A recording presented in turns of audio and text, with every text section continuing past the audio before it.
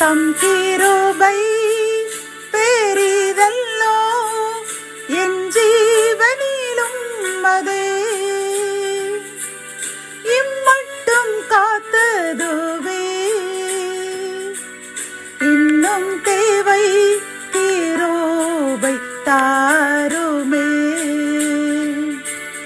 இன்னும் தேவை கிருபை தாருமே.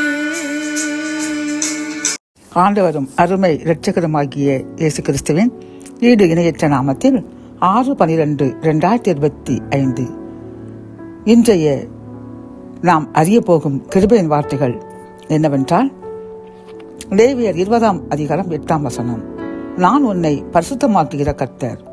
கத்தோலிக்க வேதாகமம் இவ்வாறு கூறுகின்றது, நான் உங்களை தூய்மைப்படுத்துவேன் என்கின்றது. இந்த செய்தியை கேட்டுக்கொண்டிருக்கின்ற அன்பு சகோதரனை சகோதரியே, நாம் எத்தனையோ முறை மிகவும் பரிசுத்தமாக இருக்க வேண்டும். கோபப்படக்கூடாது, டென்ஷன், எரிச்சல், பொறாமை, பெருமை, தாழ்மையுடன் வாழ்தல், இப்படி எவ்வளவோ காரியங்கள் பரிசுத்தமாக வாழ வேண்டும் என்று முயற்சி செய்து கொண்டே இருக்கின்றோம். ஆனால் தோற்றுக்கொண்டே போகின்றோம். அப்படித்தானே? நம்மால் பரிசுத்தமாக வாழ முடியாது என்று கூட நீங்கள் முடிவெடுத்திருக்கலாம். அப்படி அல்ல பிரியமானவர்களே, நாம் முதலில் பரிசுத்தமாக வேண்டும் என்ற இந்த நினைவை முதலில் கர்த்தருக்கு தெரியப்படுத்த வேண்டும். அவரிடம், அப்பா, நான் பரிசுத்தமாக விரும்புகின்றேன், என்னை பரிசுத்தமாக்குங்க என்று அவரிடம் கூறினால் அவர்தான் நம் இதயத்தை, கல்லான இதயத்தை சதையான இதயமாக்க மாற்றுவேன் என்று வாக்கு மாறாதவர். அவர் அப்படி கூறியுள்ளார். ஆகவே நம் இதயத்தில் உள்ள இந்த அசுத்தங்களை நீக்கி நம்மை பரிசுத்தமாக்க அவர் ஒருவராய் மட்டுமே முடியும். பிரியமானவர்களே, உன்னால் என்ன என்று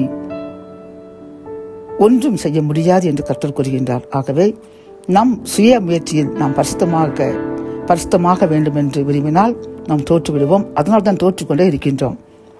இன்றிலிருந்து நாம் நம்முடைய பரிசுத்தத்திற்காக நம் இதயத்தை, நம் முழுமையும் கர்த்தருக்கு ஒப்பு கொடுப்போம்.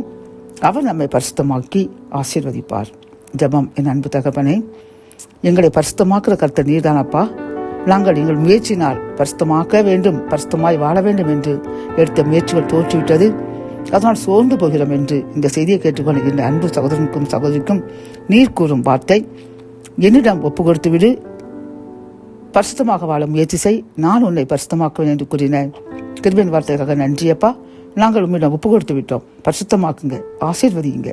மீட்பர் இயேசுவின் மூலம் ஜெபம் கேளும் நல்ல தகப்பனே, ஆமென்.